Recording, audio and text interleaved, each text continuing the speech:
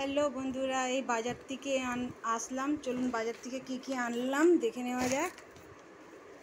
এই ব্যাগের মধ্যে আছে ঠাকুরের জিনিস, কিনে আনলাম আজকে কিছু।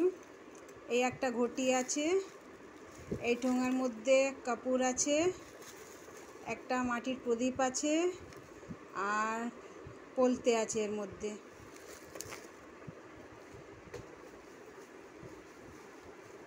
আর এই ব্যাগে আছে চাল নিয়ে আসলাম।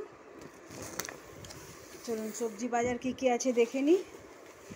সবজি বাজারে আছে পাট শাক নিয়ে এলাম,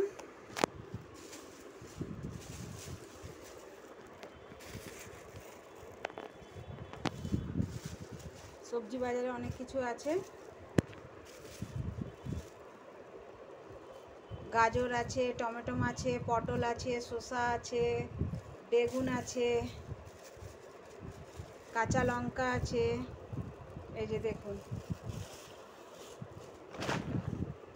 আর এখানে আলু নিয়ে এসেছি। আলু আছে, পেঁয়াজ আছে, রসুন আছে। আর এই দুটো ডাব নিয়ে আসলাম ছেলে মেয়ের জন্যে, আর একটা ডাব আমি খেয়ে এসেছি। বাজারে ডাব দিদি আমাকে ডাব কেটে দিল।